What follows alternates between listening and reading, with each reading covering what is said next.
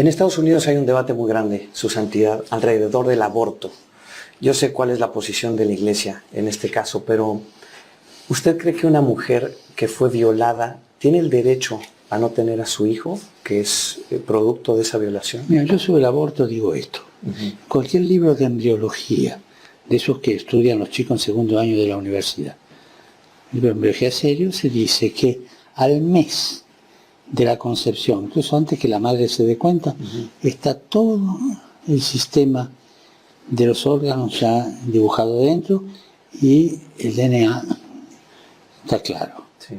O sea, es un ser vivo. No digo una persona, es un ser vivo. Entonces yo me hago una pregunta. ¿Es lícito eliminar un ser vivo para resolver un problema? Salam damai dan sejahtera bagi kita semua. Video di awal tadi adalah cuplikan wawancara eksklusif Paus Fransiskus dengan Telemundo News yang dipublikasikan di website mereka pada tanggal 26 Mei 2023. Ketika ditanya pandangannya soal aborsi, Paus Fransiskus, pemimpin tertinggi gereja Katolik di dunia, sama sekali tidak merujuk pada ajaran gereja yang dengan jelas menyatakan sejak pembuahan, janin sudah memiliki martabat hidup manusiawi. Sebaliknya, dia malah menggunakan sains sebagai dasar dari pandangannya. Akibatnya, Paus Fransiskus sama sekali tidak berbicara soal eksistensi kehidupan sejak pembuahan. Tapi, sebulan setelah pembuahan, dengan alasan pada saat itu semua organ sudah terbentuk dan DNA sudah jelas. Lebih celakanya lagi, meski Paus Fransiskus mengakui adanya kehidupan dalam janin sebulan setelah pembuahan, dia menolak mengakui janin tersebut memiliki martabat manusiawi. Ini posisi yang jelas bertentangan dengan ajaran gereja Katolik.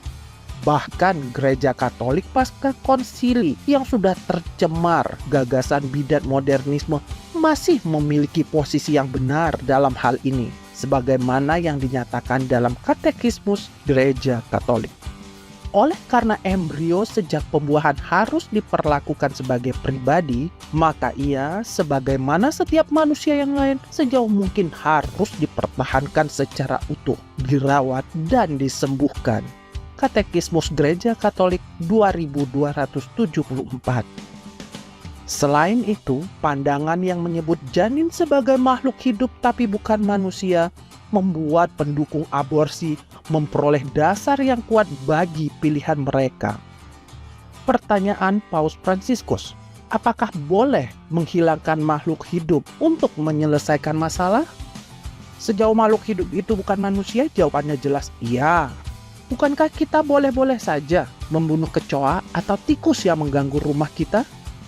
Kita tidak dapat menghilangkan makhluk hidup untuk menyelesaikan masalah hanya jika makhluk hidup tersebut adalah manusia. Lalu apakah Paus Fransiskus melakukan kesalahan yang tidak disengaja?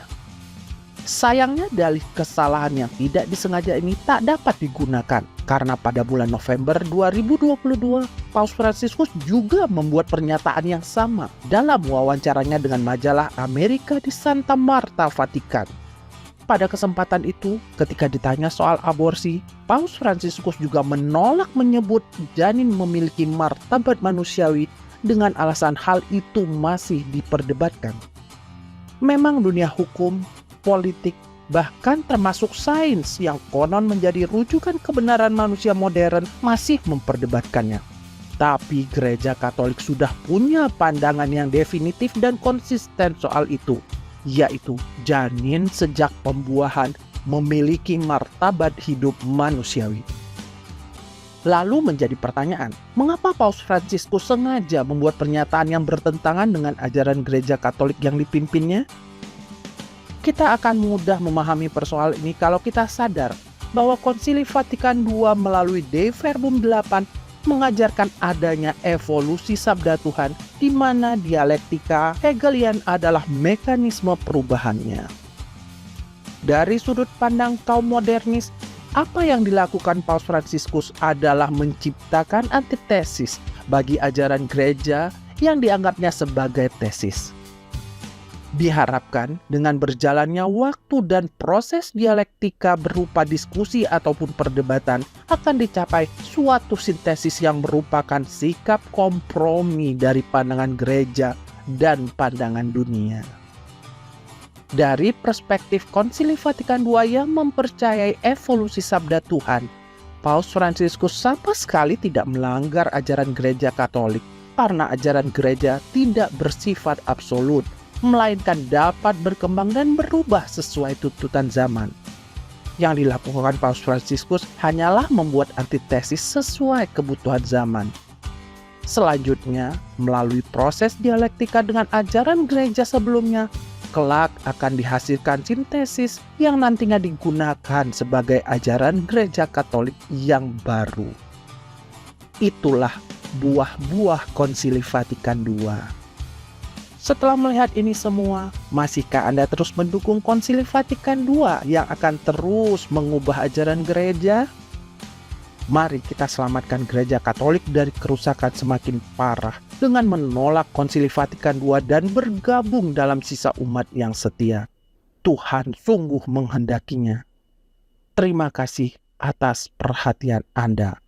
Viva Cristo Rey.